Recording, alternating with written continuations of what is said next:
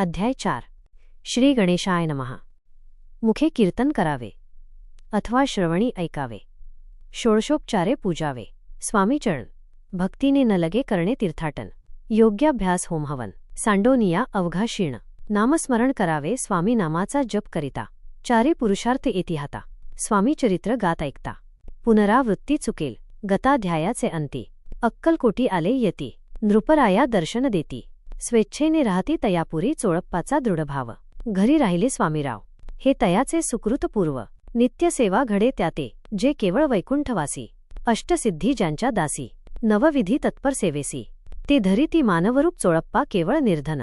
परी स्वामी कृपा होता पूर्ण. लक्ष्मी होऊन यानापण सहज आली तया घरी. कैसी आहे तयाची भक्ती. नित्य पाहती परीक्षा येती. नाना प्रकारे त्रास देती. परी तो कधी न कंटाळे. चोळप्पाची सद्गुणी कांता तीही केवळ पतिव्रता. सदोदित तिच्या चित्ता.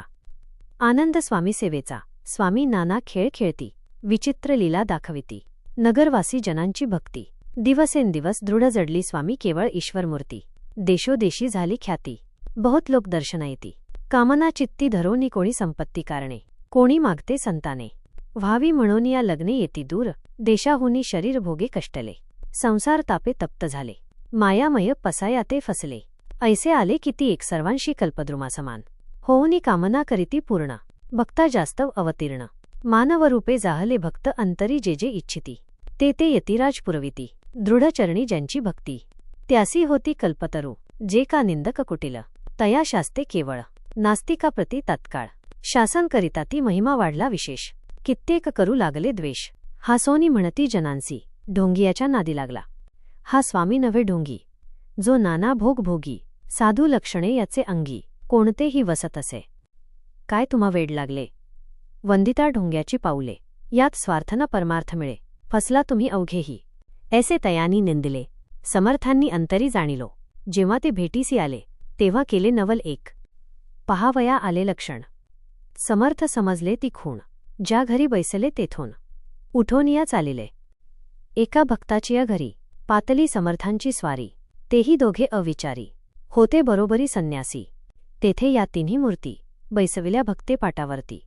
श्री स्वामी आपुले चित्ती. चमत्कार म्हणती करू आता. दर्शनेच्छू जन असंख्य पातले तेथे क्षणार्धात. समाज दाटला बहुत एकच गर्दी झाली. दर्शन घेऊन चरणांचे मंगल नाव गर्जती वाचे. हेतू पुरवावे मनीचे म्हणून या विनविती. कोणी द्रव्य पुढे ठेविती. कोणी फळे समर्पिती. नाना वस्तू अर्पण करीती. नाही मिती तयांचे. कोणी नवसाते करीती. कोणी आणोनिया देती. कोणी काही संकल्प करीती. चरण पूजिती आनंदे. संन्यासी कौतुक पाहती. मना माझी आश्चर्य करीती. क्षण एक तटस्थ होती वैरभाव विसरुनी. क्षण एक घडता सत्संगती. तत्काळ पालटे की कुमती म्हणोनी कवी वर्णिताती. संत महिमा विशेष. स्वामींपुढे जे जे पदार्थ पडले होते संख्यात ते निजहस्ते समर्थ संन्यासांपुढे लोटीती.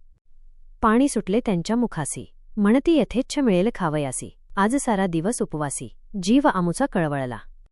मोडली जनांची गर्दी. तो येवोनी सेवे करी. संन्यासांपुढल्या नानापरी वस्तू नेऊ लागले. तेव्हा एक क्षणार्धात द्रव्याधिक सारे नेत संन्यासी मनी झुरत होत भुकेने. समर्थांनी त्या दिवशी स्पर्श न केला अन्नोदकासी. सूर्य जाता असता चलासी. तेथोनिया उठले. दोघे संन्यासी त्या दिवशी राहिले केवळ उपवासी. रात्र होता तयांसी अन्नोदक वर्ज असे.